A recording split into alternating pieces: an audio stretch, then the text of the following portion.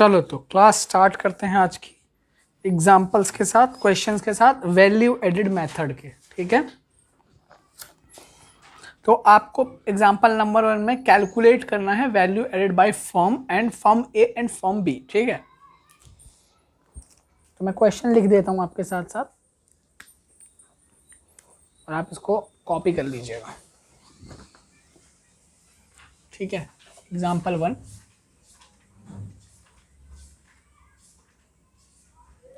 calculate value added by firm A and firm B।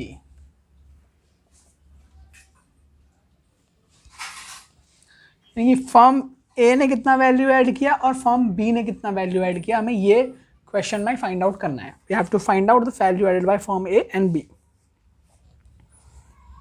तो particulars में पहला information ये बता रखा है कि डोमेस्टिक सेल्स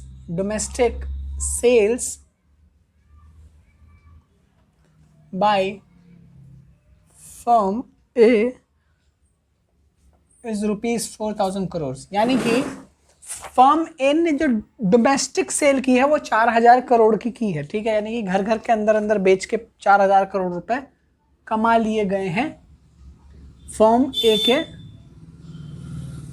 द्वारा। ठीक है, तो 4,000 करोड़ डोमेस्टिक सेल्स यानी कि डोमेस्टिक टेरिटरी में फर्म ए ने सामान बेच के कमा लिया है। फिर दूसरी इंफॉर्मेशन है एक्सपोर्ट्स। एक्सपोर्ट का मतलब हम जब विदेशों में सामान बेचते हैं तब उसे कहते हैं एक्सपोर्ट्स। एक्सपोर्ट्स का मतलब जो विदेशों में हम सामान बेचते हैं उसे कहते हैं एक्सपोर्ट्स। तो एक्सपोर्ट्स बाय फर्म ए यानी कि फर्म ने विदेशों में कितना सामान बेचा है, वो बेचा है 1,000 करोड़।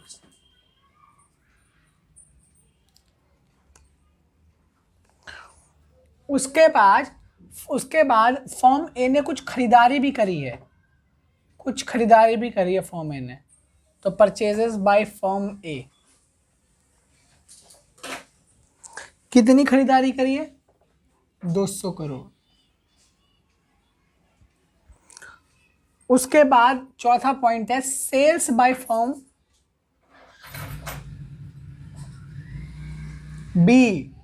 फर्म बी ने कितनी सेल करी है, 2,940 करोड़।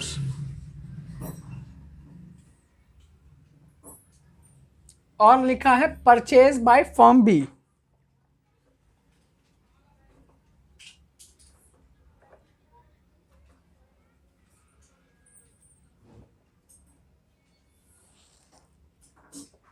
तो इसने करी है 1,300 करोड़ सीआर। हाँ, 1,300 करोड़ की इसने परचेज करी है फर्म बी ने। ठीक है,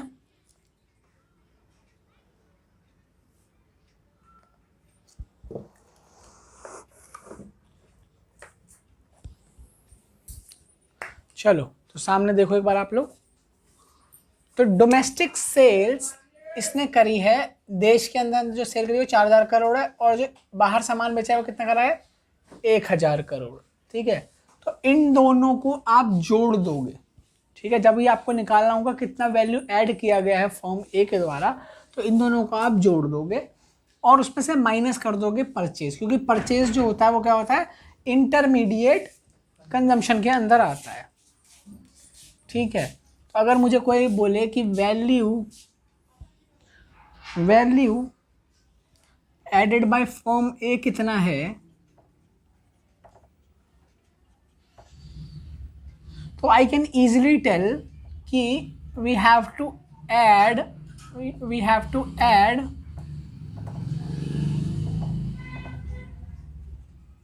domestic sales by firm A.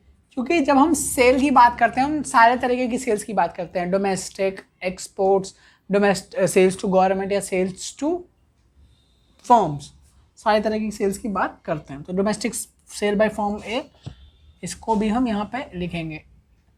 Plus और क्या करना है हमें, एक्सपोर्ट्स बाय फर्म ए।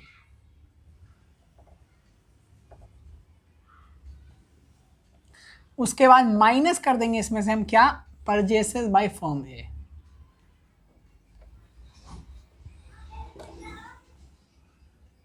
और माइनस कर, सॉरी हाँ हो गया बस, और तो कुछ है ही नहीं।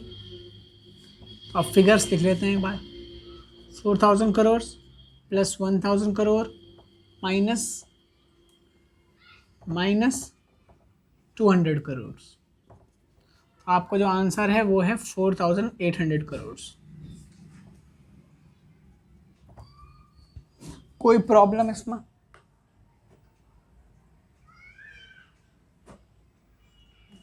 कोई प्रॉब्लम? और value added by form B, अब फटाफट मुझे कैलकुलेट करके बता दो बिना कुछ भी देखे, मतलब क्वेश्चन पढ़ के ही समझ में आ जाएगा value added by form A कितना, बी कितना है, फॉर्म बी कितना है, value added by form B बताना जरा कितना होगा।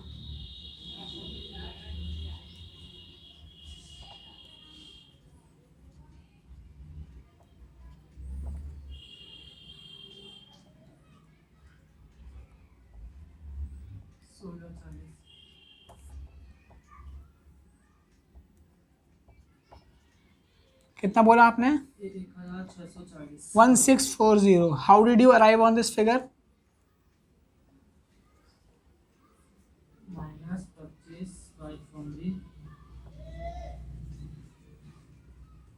So first you wrote this 2940 and you have deducted 1300 that was purchased by firm B from this amount and you got this. सही बोला मैंने?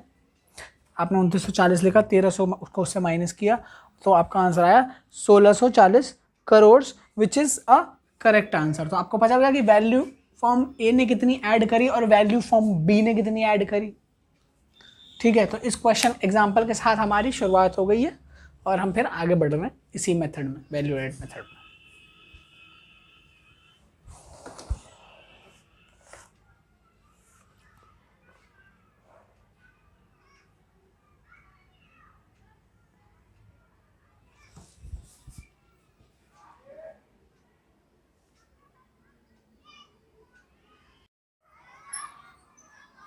चलो तो इस क्वेश्चन को करते हैं।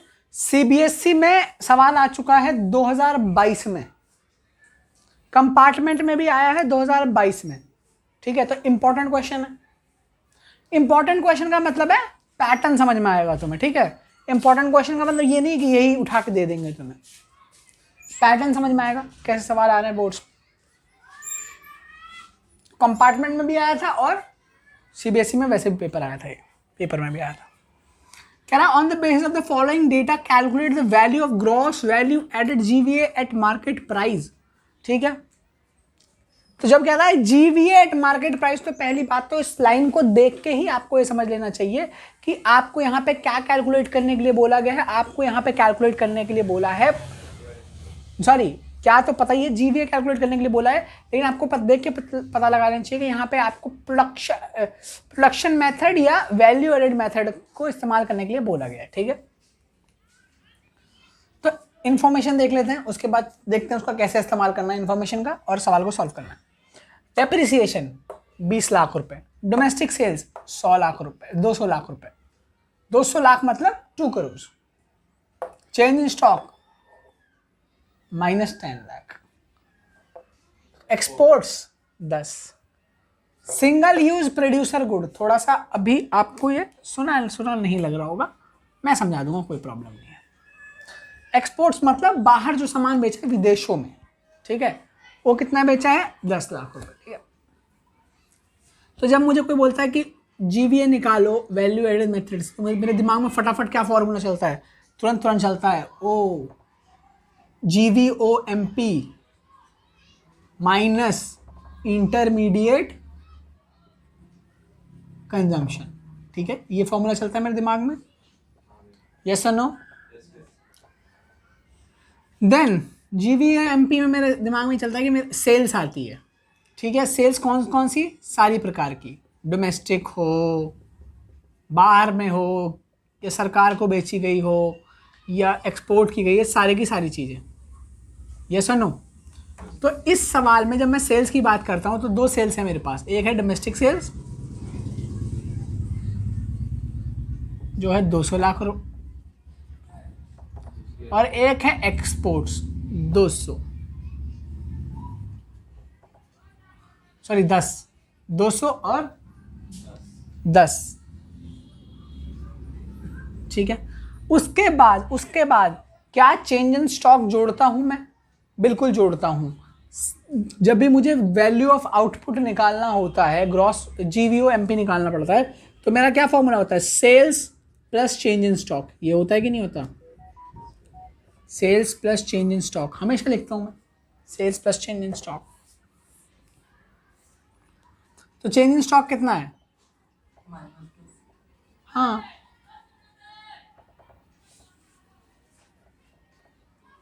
तो प्लस करूंगा माइनस का 10, ठीक है। वैसे ही इससे ये कट जाएगा, सिंपल। अब यहां पे आते हैं, सिंगल यूज प्रोड्यूसर गुड क्या होता है, ठीक है। सबसे पहले मुझे बताओ प्रोड्यूसर गुड क्या होता है। प्रोड्यूसर गुड वो जो प्रोड्यूसर यूज कर रहा है प्रोडक्शन के लिए, सिंपल सी बात है। दो तरीके की गुड्स वो यूज करता है। एक तो यूज करता है वो कैपिटल गुड्स, ठीक है, यानी कि मशीन वगैरह जो दूसरे गुड्स को बनाने में हेल्प करते हैं, ठीक है। और एक यूज करता है वो रॉ मटेरियल, ठीक है। तो सिंगल यूज प्रोड्यूसर गुड से क्या तुम्हें रॉ मटेरियल की थोड़ी थोड़ी याद नहीं आ रही कि देखो प्रोड्यूसर गुड है, एक बार ही इस्तेमाल कर सकते हैं। अच्छा, कौन सा ऐसा प्रोड्यूसर गुड है जिसे एक बार ही इस्तेमाल कर सकते हैं? क्या मशीन वो प्रोड्यूसर गुड जैसे एक बार ही इस्तेमाल कर सकते? ना ना ना ना ना, रॉ मटेरियल वो प्रोड्यूसर गुड है जो सिंगल यूज है। एक बार रॉ मटेरियल यूज कर दिया, दोबारा नहीं कर पाओगे ना, है ना। सोचो, आप पिज्जा बनाने के लिए क्या लेके आए? आटा लेके आए, ठीक है। अब आटा का पिज्जा बना दिया आपने फटाफट। अब क्या करोगे उस आटे का? दोबारा से वो बना दो, रोटी बना दोगे? नहीं बना सकते ना। तो ये सिंगल यूज प्रोड्यूसर गुड है, ठीक है। तो जो ये कहाँ आ जाएगा? ये आपका आ जाएगा इंटरमीडिएट कंजम्पशन में, है ना। तो इसीलिए सिंगल यूज प्रोड्यूसर गुड को क्या करेंगे? माइनस कर देंगे। समझ में आ रही बात आपको?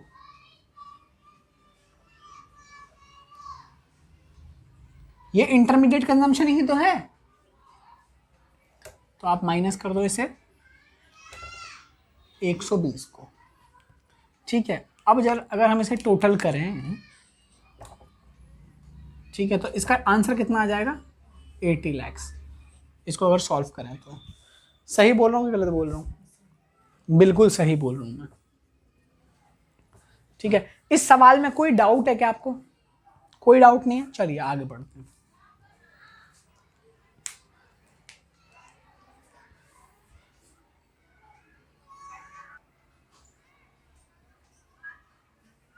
हाँ, एक बात और ध्यान रखना, ये डेप्रिसिएशन का कोई यूज ही नहीं है यहाँ पे, ठीक है। ये ऐसे ही आपको कंफ्यूज करने के लिए दे रखी थी इन्फॉर्मेशन। कहीं यूज आया क्या डेप्रिसिएशन का? कहीं नहीं आया, आंसर आ गया आपका, ठीक है। तो ये आपको just it is there to confuse you, okay. So हर इंफॉर्मेशन जो क्वेश्चन में हो जरूरी नहीं है कि उसको यूज करना ही है, ठीक है। कहीं आप वो परेशान हो रहे हो, अरे एक डेप्रिसिएशन तो छूट ही गया, इसका क्या करूं मैं? इसको भी लगा देता हूँ, कहीं प्लस माइनस कर देता हूँ। So that is not a correct way to do a question. Always focus कि आपको अपने कंसेप्ट ध्यान रखने हैं, ठीक है।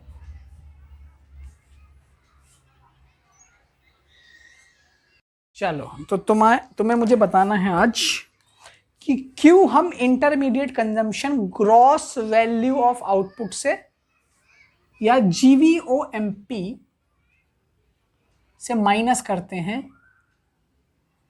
आईसी यानी इंटरमीडिएट कंजम्पशन, ताकि हमें पता चल सके ग्रॉस वैल्यू एडेड, कितना टोटल वैल्यू ऐड हुआ है, ठीक है। तो इस आईसी को क्यों माइनस करते हैं, इंटरमीडिएट कंजम्पशन को क्यों माइनस करते हैं? आंसर इसका सिंपल सा ये है कि हम नहीं चाहते कि प्रॉब्लम ऑफ डबल काउंटिंग आए, यानी कि एक ही चीज को दो बार या एक से ज्यादा बार हम काउंट कर लें। तो इसका सिंपल आंसर ये है। लेकिन इसको अगर मैं एक एग्जाम्पल से बताऊं तो वो और थोड़ा ज्यादा बेटर अंडरस्टैंडिंग होगी आपके लिए। एक फार्मर वीट उगाता है और वीट को 500 रुपये में बेच देता है, किसको? मिलर को, चक्की वाले को। मिलर इसमें से आटा निकालता है और उसको आगे बेच देता है 700 रुपये में, क्योंकि भाई मिलर ने कुछ काम किया होगा उस 500 रुपये के बाद, उस पर आटा निकालने में उसकी कुछ कॉस्टिंग आई होगी, उसका कुछ खर्चा लगा होगा, और उसके बाद उसने अपना मुनाफा जोड़ के 700 में ये बेच दिया, किसको? बेकर को,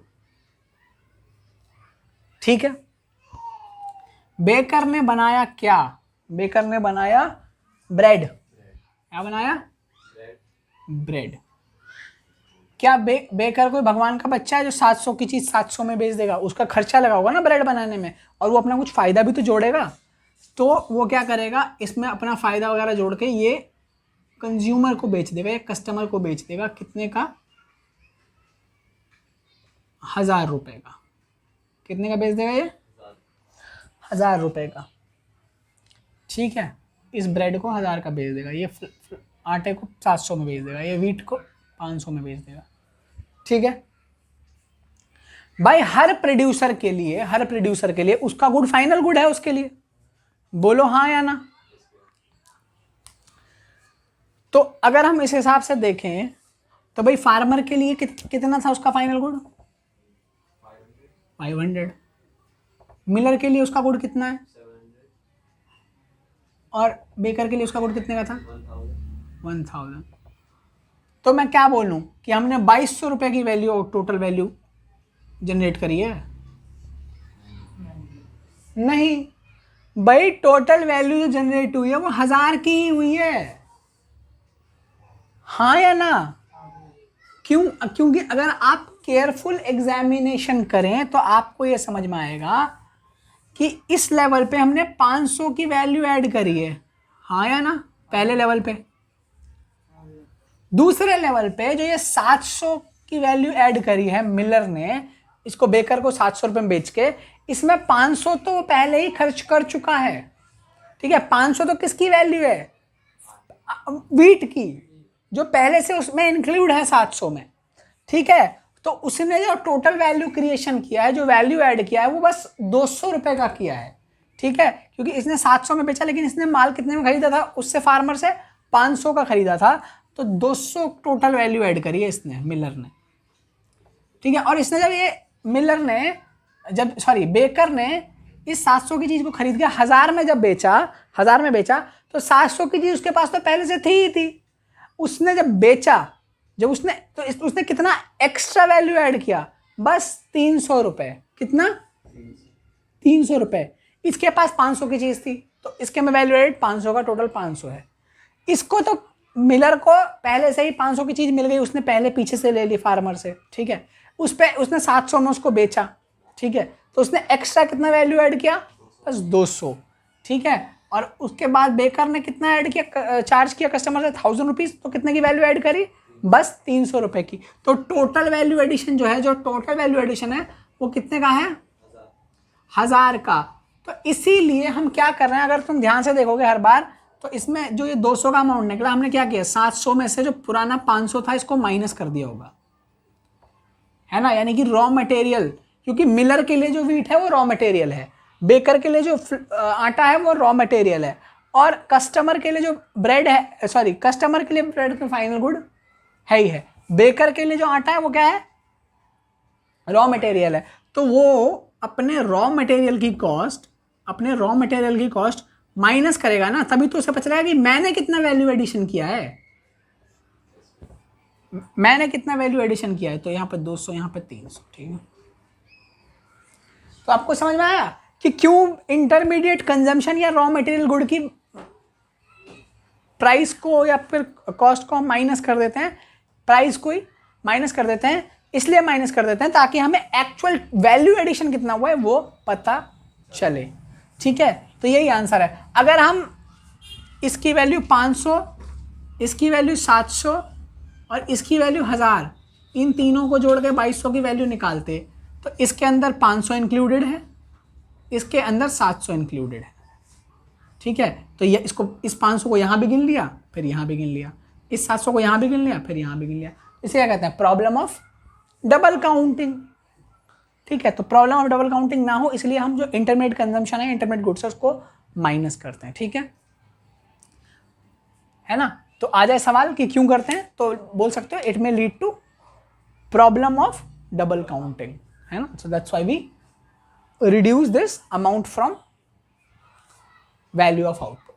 तो सिंपल, आगे आपको समझना। चलो एक क्वेश्चन और करते हैं, फिर खत्म करते हैं।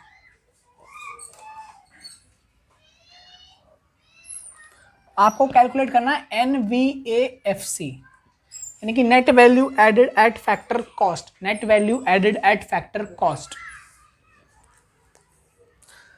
तो पहला इंफॉर्मेशन है ड्यूरेबल प्रोड्यूसर गुड्स, और मैं आपको बता दूं कि ये जो क्वेश्चन है वो है CBSE 2020 का, ठीक है। देखो सवाल कैसे बना के दे रहे हैं ये लोग। Durable producer good with a life span of 10 years. कितना बहकाने की कोशिश कर रहे हैं आपको, ये देखो ये लोग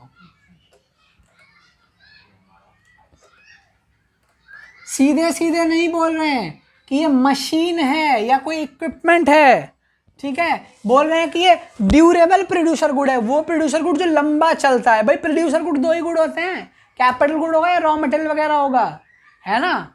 या कोई वो हो सकता है कि आपने सामान रीसेल के लिए रख रखा है ना, यही तो प्रोड्यूसर गुड हो सकते हैं। और क्या होगा प्रोड्यूसर गुड? तो प्रोड्यूसर गुड कैपिटल गुड ही है, ड्यूरेबल कौन सा होता है? कैपिटल गुड ही होता है। तो सीधा नहीं बोल रहा कि मशीनरी वगैरह है उसकी लाइफ 10 साल है, बोल रहा है कि durable producer good with the life span of 10 years, है ना। देखो कैसे बेवकूफ़ बना रहा है तुम्हें। आ जाओ, बेवकूफ़ क्या है, ये तो कोई भी आराम से पकड़ लेगा। वो चाह रहे हैं लेकिन होगा नहीं है, बेवकूफ़ बना नहीं पाएंगे आप लोगों को, आसान बात है। देखो फिर ना लाइव ने क्या बोल दिया, सिंगल यूज प्रोड्यूसर गुड है। क्या इनको पता नहीं कि ये रॉ मटेरियल है? इनको लग रहा है कि हमें पता नहीं चलेगा ये रॉ मटेरियल की बात हो रही है। सिंगल यूज प्रोड्यूसर गुड, कौन सा वो प्रोड्यूसर गुड है जो सिंगल यूज होता है, एक बार यूज करने पे एग्जॉस्ट हो जाता है, खत्म हो जाता है। Raw material 5 lakh. Third question sales, sorry third question कह रहा हूँ, थर्ड लाइन क्या है इंफॉर्मेशन की? सेल्स कह रहा 20 का माल बेच दिया। Oh my God. उसके बाद क्या बोल रहे हैं? अनसोल्ड स्टॉक, वो स्टॉक जो बिका नहीं है।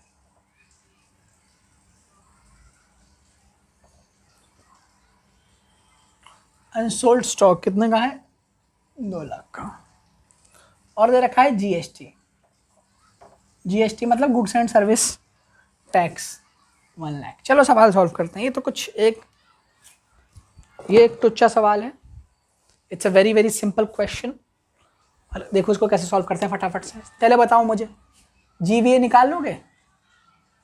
जीवीए का फॉर्मूला बताओ मुझे फटाफट से। जीवीए एमपी का फॉर्मूला बताओ फटाफट से मुझे।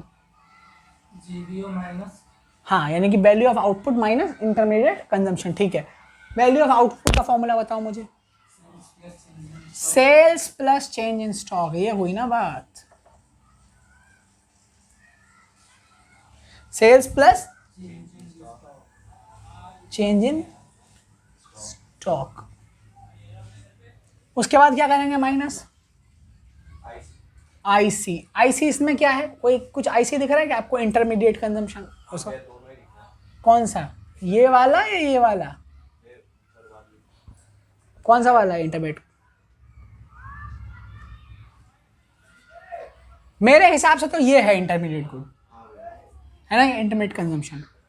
तो इसको नाम ले लो ना सीधा सीधा, सिंगल यूज प्रोड्यूसर गुड।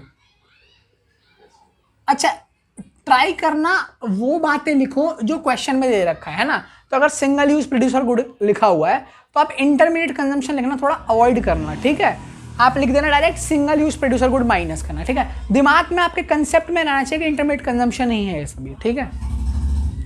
या अगर आप इंटरमीडिएट कंजम्पशन लिख रहे हो तो उसके नीचे ये सब लिख देना कि ये सिंगल यूज प्रोड्यूसर गुड है, इंटरमीडिएट कंजम्पशन। तो सेल्स में कितना आ रहा है? 20। चेंज इन स्टॉक कितना है? Unsold stock 2। Single use producer good कितना है? 5। तो 22 माइनस 5 कितना हो जाएगा? 17 लाख, ठीक है। करेक्ट बोल रहा हूँ। चलो आगे बढ़ते हैं। अब आपको निकालना है NVA एट FC, ठीक है। तो आपके पास क्या दे रखा है? GVA एट MP दे रखा है। तो जब आप ग्रॉस में से क्या माइनस करोगे तो आपको नेट पता चल जाएगा? डेप्रिसिएशन। लेकिन कमाल की बात यह है कि क्वेश्चन में डेप्रिसिएशन दे ही नहीं रखा, क्वेश्चन में डेप्रिसिएशन दे ही नहीं रखा। तो आप क्या करोगे, आप सोचोगे कि डेप्रिसिएशन नहीं दे रखा तो -0 कर देता हूं, यानी कि माइनस कुछ भी नहीं करता हूं डेप्रिसिएशन की जगह। तो that is a wrong thing. क्यों, अभी बताऊंगा। उसके बाद एमपी से एफसी पे जाने के लिए क्या करूंगा मैं, एनआईटी माइनस करूंगा, नेट इनडायरेक्ट टैक्स। ठीक है, पहली बात तो डेप्रिसिएशन का पॉइंट देख लेते हैं। Indirect net and indirect tax तो दे रखा है, जीएसटी 1 लाख, तो ये नेट इनडायरेक्ट टैक्स है, क्योंकि सब्सिडीज नहीं है, डायरेक्ट टैक्स दे रखा है जीएसटी इनडायरेक्ट टैक्स, तो उसको ही मान लूंगा नेट इनडायरेक्ट टैक्स। ठीक है, तो 1 लाख तो ये हो जाएगा नेट इनडायरेक्ट टैक्स, और जीवीएमपी मैंने 17 लाख निकाल लिया है। अब आई डेप्रिसिएशन की बारी। तो हो सकता है आपको पता भी हो सकता है ना भी पता हो, तो बहुत से लोग हो सकता है 0 लिख दें, which is a wrong thing to do. तो हम 0 नहीं लिखेंगे। क्यों, क्योंकि हमें दे रखा है ड्यूरेबल गुड जो है उसकी वैल्यू कितनी है, 10 लाख, यानी कि डेप्रिसिएशन लगता है किस पे, मशीनरी वगैरह पे या फिर किसी इक्विपमेंट पे। ठीक है, यानी कि ड्यूरेबल गुड्स पे डेप्रिसिएशन लगता है। तो डेप्रिसिएशन यहाँ से कैलकुलेट कर सकते हो आप। ठीक है, यहाँ से आप कैलकुलेट कर सकते हो। कैसे कैलकुलेट करोगे, एक ऐसे करके नीचे वर्किंग नोट बना लेना, डेप्रिसिएशन लिखना और वैल्यू लिख लेना ऊपर, है ना, यानी यहाँ लिख सकते हो आप वैल्यू, यानी कि कॉस्ट ऑफ द एसेट। ठीक है, क्या लिख सकते हो, हाँ, जो है 10 लाख रुपए, और आप इसको डिवाइड कर दोगे उसके यूजफुल लाइफ से। यूजफुल लाइफ बोले तो लाइफ स्पैन, कितना टाइम वो चलेगा। तो 10 लाख डिवाइड बाय 10 ईयर, यानी कि हर साल अगर मैं उसकी वैल्यू देखूं तो 1-1 लाख से घटती जाएगी, है ना। तो बस 1 लाख ही डेप्रिसिएशन है आपका, है ना। तो आपको कैसे पता चलेगा कि डेप्रिसिएशन दे रखा है क्वेश्चन में, ठीक है, लेकिन वो हिडन है, छुपा हुआ है इस लाइन से। पहली बात देखोगे ड्यूरेबल गुड, ओ यानी कि मशीनरी वगैरह की बात हो रही है, हाँ। उसके बाद देखोगे लाइफ स्पैन भी दे रखा है 10 साल, हाँ, और क्या दे रखा है, अमाउंट भी दे रखा है 10 लाख, है ना। तो आप यहाँ से डेप्रिसिएशन कैलकुलेट कर सकते हो। जब इसको आप वो करोगे तो आपकी वैल्यू क्या आ जाएगी, 16 लाख रुपए, 16 लैक्स, सॉरी 15 लाख रुपए। तो इसकी वैल्यू आएगी 15 लाख रुपए। ठीक है, क्योंकि 17 में से दोगे तो 15 होगा। ठीक है, तो आपको ये सवाल समझ में आ गया, ये बोर्ड्स में आ चुका है ये क्वेश्चन भी। ठीक है, तो ये भी आप कर लो, अच्छा क्वेश्चन था।